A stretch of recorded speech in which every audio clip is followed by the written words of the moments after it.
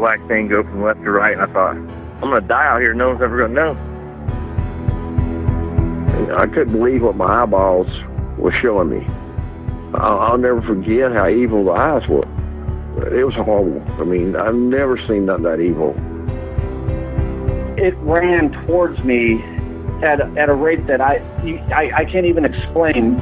Turned and stared at me, and this look of, I just want to kill you. I want to say it was human, but it wasn't. He was yelling at me to grab a gun, grab a gun. I was like, for what? He said, just grab a gun. And there's footprints all the way to the door of my house. It had went inside my garage, all the way to the door. 911, what are you reporting? Jesus Christ, you better... Sir? Zia! Hello? Get somebody out here. What's going on now, sir? That son of a bitch is about 6'9", I don't know. Do you see him now, sir? Yes, I'm looking right at him. Uh-oh. You're listening to Sasquatch Chronicles. Check us out online at SasquatchChronicles.com. If you've had an encounter, email me. My email address is wes@SasquatchChronicles.com.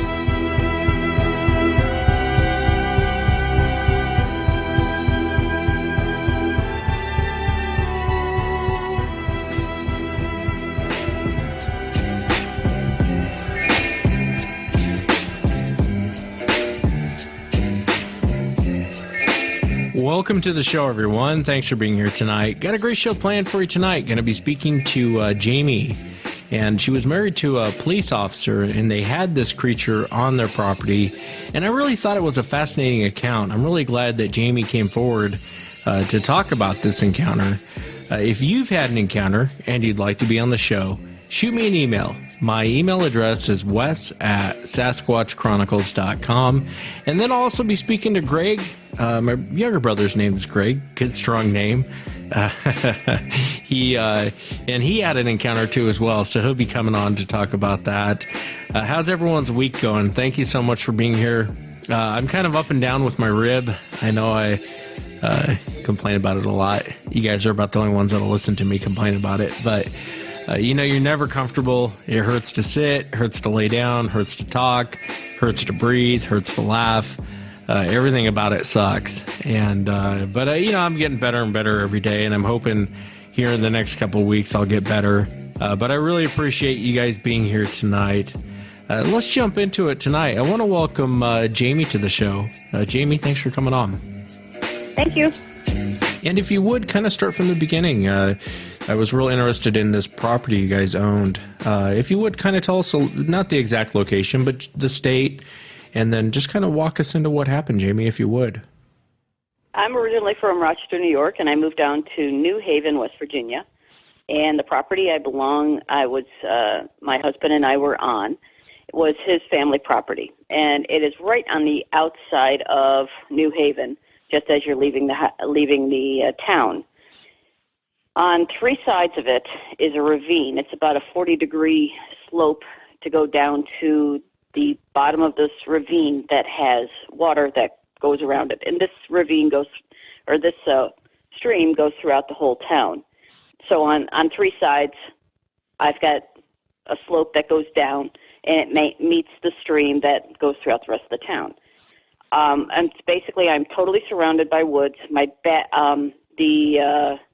The ground has eroded away from the back of the house, so basically, our back porch is in the air over all these woods. Basically, the only way to get into the property is through the front, and you drive down, and we've got a porch on the front, and from the porch to the power pole in the front of the yard, we have a run for my two dogs, a 65-pound lab named Harley and a 35-pound Dachshund Beagle mix named Maddie. And we also have a shed. Now, the problem is that whoever, basically, for the length of time that they have had this property, they have had these vines, and I'd say it's similar to bamboo because they're about the size of your little finger, but they grow up real tall.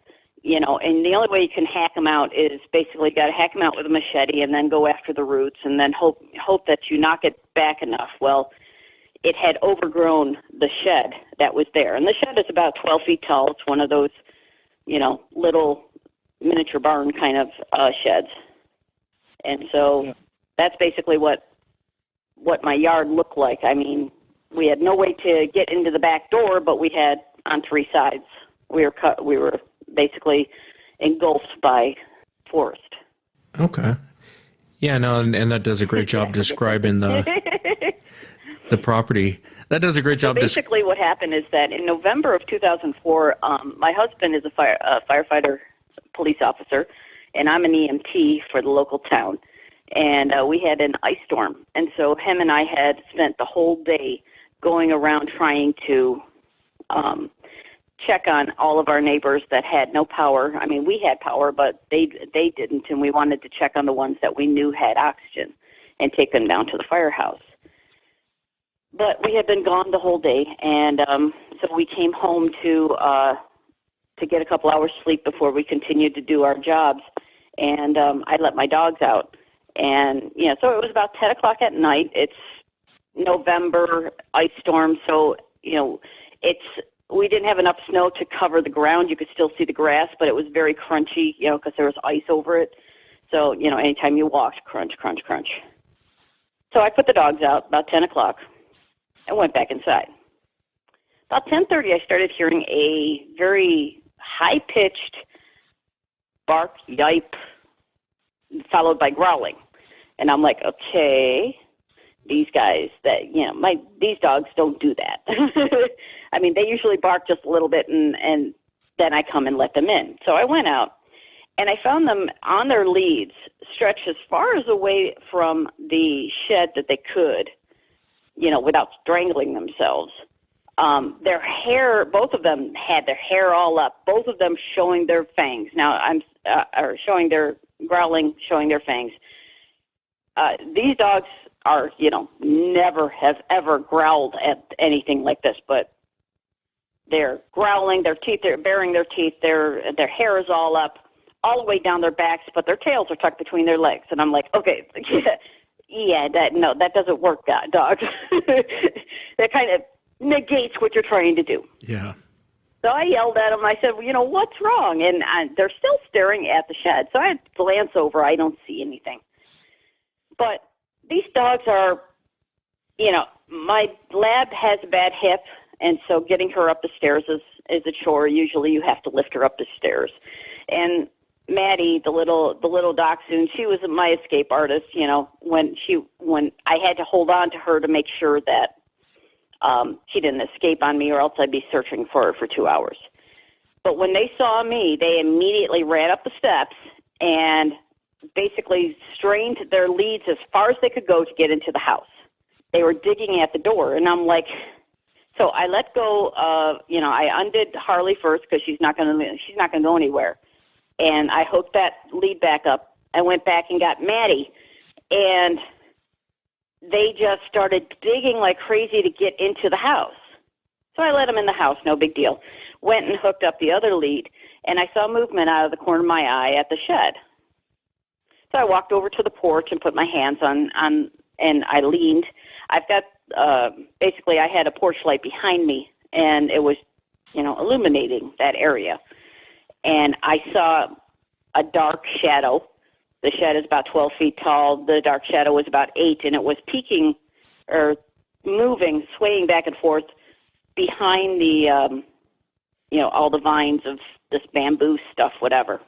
And as I kind of peered at it, all of a sudden I'm seeing all of the bamboo move like this, and I'm hearing crunch, crunch, crunch, crunch, crunch as it goes down the slope, down the ravine to the stream. I don't know what I'm looking at. Somebody's messing around at the shed. So I go in and yell at my husband, you know, hey, somebody's messing around at the shed.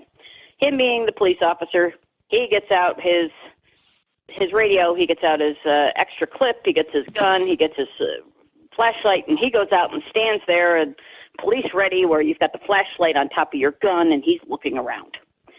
I didn't have fear. I just thought, you know, whatever.